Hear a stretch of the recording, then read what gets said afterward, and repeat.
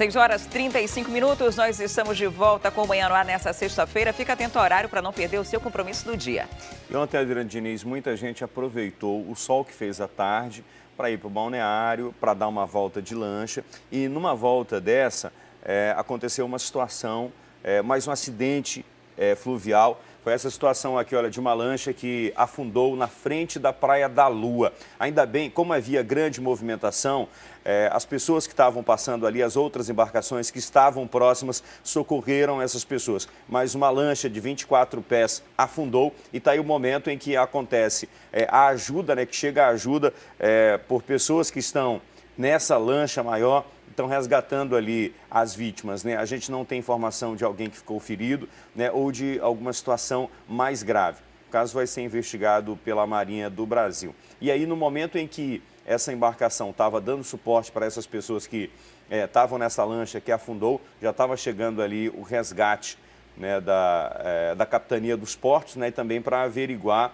as circunstâncias, né, a situação em que se deu esse afundamento dessa lancha. E muita gente, quando vai fazer esses passeios, né, na orla da cidade, até em deslocamento das pequenas embarcações, aquelas de passageiro mesmo para essas praias que ficam aqui próximas, acabam deixando de lado o colete salva-vidas, né, porque é um trajeto curto, acha que não vai haver necessidade. Então tá aí a importância de você utilizar, porque num incidente como esse, você já tem uma proteção maior até que se aguarde o socorro.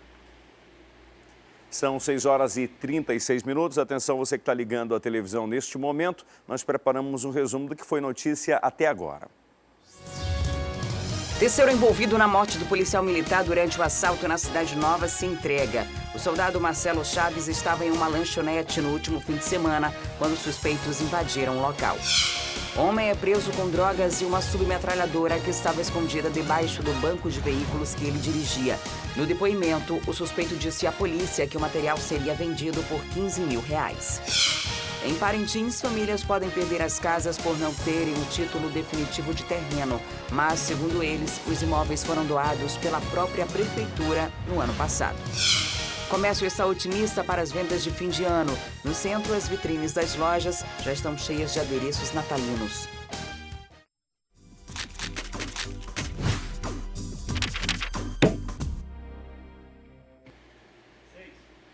E no próximo dia 11 de novembro, entra em vigor as mudanças aprovadas pela reforma trabalhista. Mas essa nova legislação ainda gera muitas incertezas. Isso porque essa reforma modificará mais de 100 artigos na consolidação das leis trabalhistas, a CLT. Para tentar esclarecer alguns pontos, tirar dúvidas frequentes sobre esse tema, o Manhã no Ar vai realizar um quadro com uma série de entrevistas todas as sextas-feiras desse mês com um advogado especialista em direito do trabalho, processual do trabalho previdenciário, civil e processual civil, o Emerson Alcântara Barroso, que está aqui comigo. Seja muito bem-vindo ao Manhã no Ar, um ótimo dia. Obrigado, Adriane. Ótimo dia. A reforma trabalhista tem gerado várias dúvidas. Hoje a gente escolheu 2 pontos específicos para serem falados. Um deles são as férias, né? As férias que agora passam por modificações. Antes da gente falar como vai ficar, a gente fala como eram as férias. Vamos lá. As férias hoje, né, que ainda está em vigência, a regra atual, ela tem que ser dividida, concedida em um único período. Em casos excepcionais, o empregador pode dividir isso em 2 períodos. Como isso vai passar a ser? A regra vai ser mudada, podendo o empregador conceder essas férias em 3 períodos, tendo que respeitar em um deles o mínimo de 14 dias e os demais 5 dias no mínimo. Ou seja, o empregador vai ter que fazer ali uma combinação, se ele conceder 14 dias no primeiro período, no segundo, nos 2 demais, vai ter que fazer uma combinação que respeite o mínimo de 5. Ele pode conceder 5, depois mais 11, ou dividir isso em 8, esses 16 estão faltando. Então, agora pode tirar, por exemplo, 3 intervalos no trabalho ao longo do ano. Sim, é melhor para o empregado, né? O empregado hoje não deixa de ser um benefício. O empregado hoje ele vai poder ter, no ano, 3 férias, quando no máximo poderia ter 2, né? E quem vai definir o parcelamento, se as férias vão ser divididas ou não, e em quanto tempo vai ser essa divisão? É importante essa pergunta. A decisão em relação à divisão permanece sendo do empregador, tá? Só que hoje, se o empregador sentir a necessidade de dividir essas férias em 2 parcelas, ele pega e impõe essa divisão. Amanhã, com a nova legislação, essa divisão vai ter que estar submetida à concordância do empregado. Ou seja, ele pode sinalizar para o empregado que precisa dividir as férias deles em 3 vezes. Ele submete essa organização para o empregado aceita ou não essa divisão. Se não aceitar, a divisão não vai poder ocorrer. Quando é que o funcionário passa a ter direito às férias? Isso mudou de alguma forma? Não, vamos lá. A concessão das férias não teve alteração nenhuma, nem vai ter, né? Permanece, ele passa os 12 primeiros meses trabalhando, nos 12 seguintes é o período concessivo onde ele vai poder gozar essas férias. O que a lei alterou é o prazo de início dessas férias, né? Já havia uma jurisprudência, já havia uma decisão de impedir que fosse na véspera de feriado, véspera de domingo, para não perder aquele dia seguinte. Mas com essa nova legislação, ele tem que respeitar, o empregador, a véspera e a antivéspera do feriado e respeitar a véspera e a antivéspera do dia de descanso, que geralmente é o domingo. Vamos trazer agora para esse começo de mês, né? A gente teve feriado, agora é dia 2. Então, as férias não poderiam ser iniciadas no dia 1º, porque no dia seguinte haveria feriado. Nem no dia 31, que é a antivéspera. Então, a partir do dia 3 é que começaria a valer. Sim.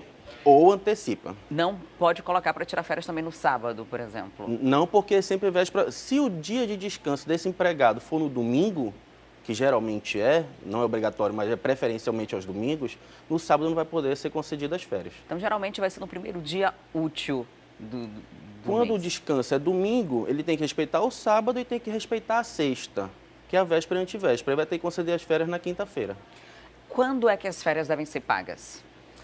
Permanece, aí não teve alteração na legislação em nada, né? Permanece com 2 dias de antecedência ao gozo dessas férias e se esse prazo não for respeitado, o empregador ele pode ser condenado a pagar em dobro esse valor.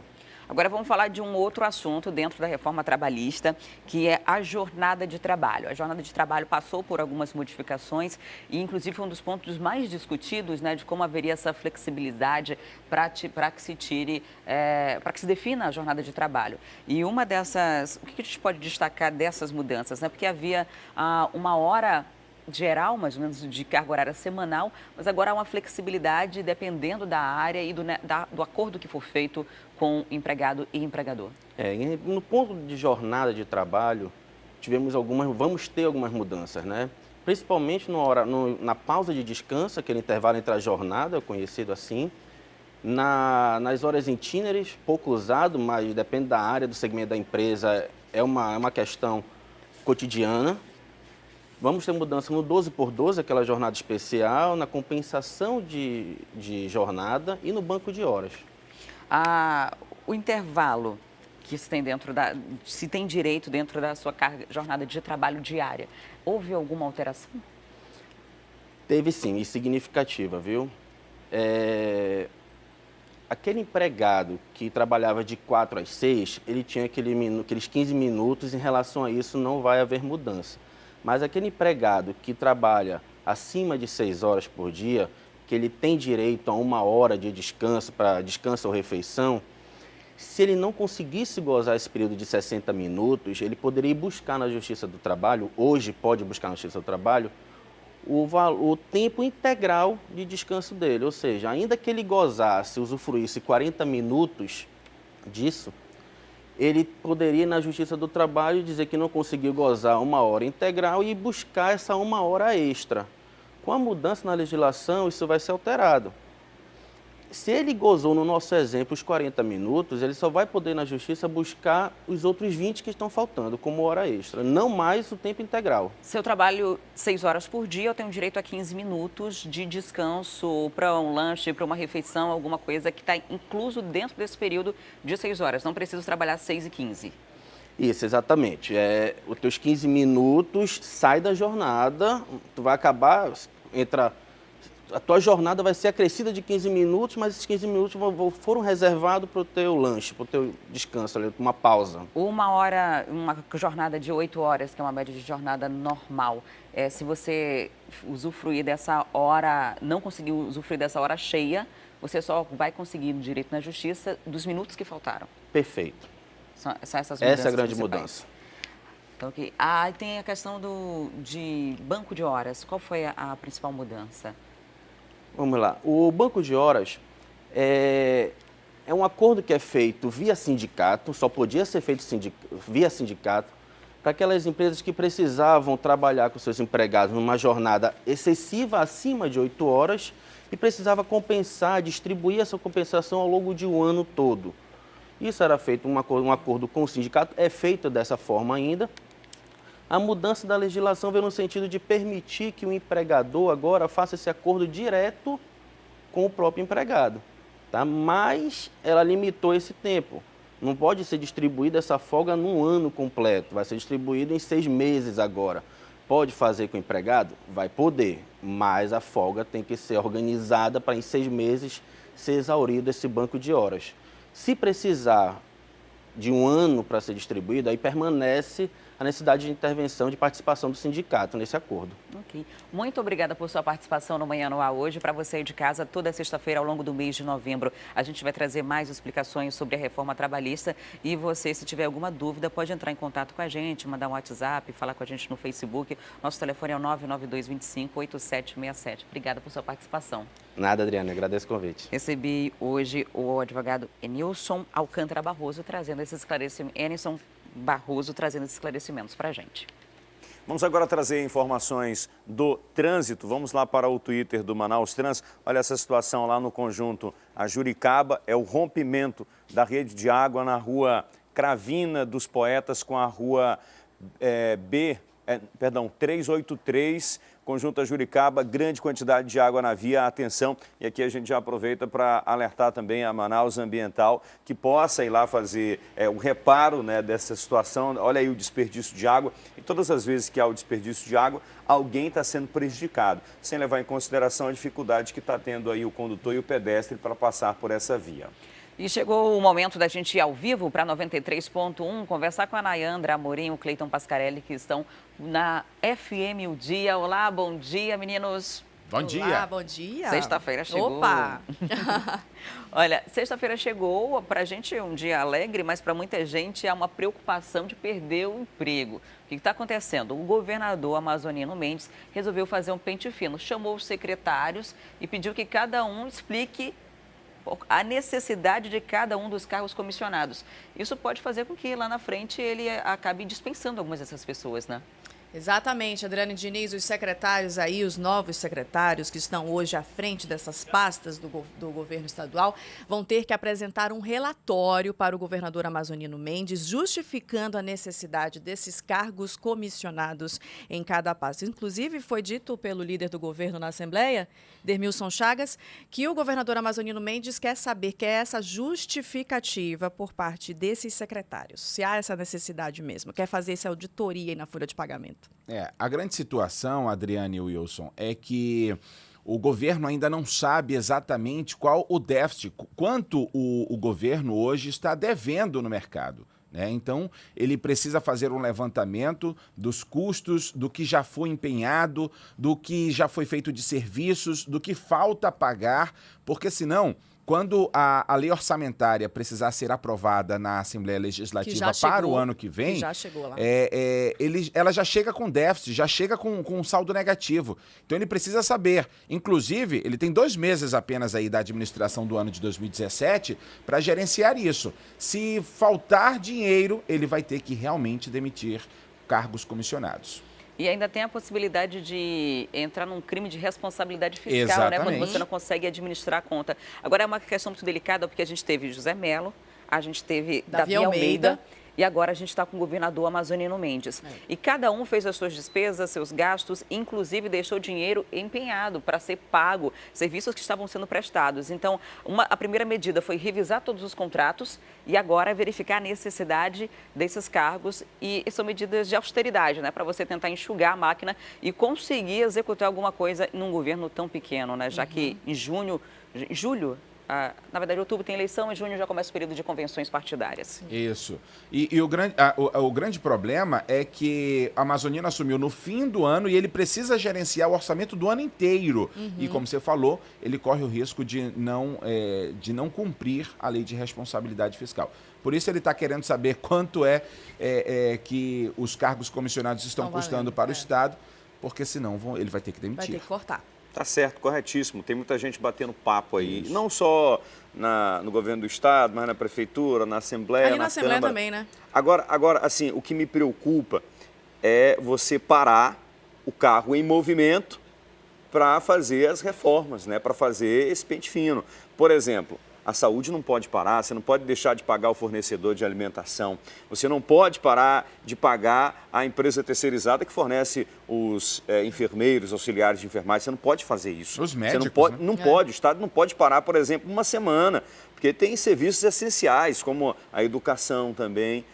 Enfim, vamos acompanhar essa situação aí, algumas são necessárias, né, mas é preciso ter a sensibilidade necessária do governo de entender que o Estado não pode parar. Exatamente. Bom, por falar nisso, a gente está numa situação bem complicada, né, por conta desses cortes nas emendas parlamentares dos deputados, e eu estou me referindo a Brasília, os deputados federais. Exatamente. Houve esse corte mesmo nas emendas parlamentares do Amazonas, né? A bancada do Amazonas receberia mais de R$1 bilhão, 1 bilhão e 900 milhões de reais, mas vai ficar com apenas 16% desse valor total, que é com apenas 324 milhões e 98 mil reais. O que acontece é o seguinte, quem está em casa deve perguntar, mas só os orçamentos da bancada do Amazonas vão ser cortados? Todos os estados. Não, vai ser um corte geral, inclusive o governo federal já pediu ao Congresso que se adaptasse ao novo orçamento, iria ser uma média para todos os estados algo em torno desse 1 bilhão, só que vai ficar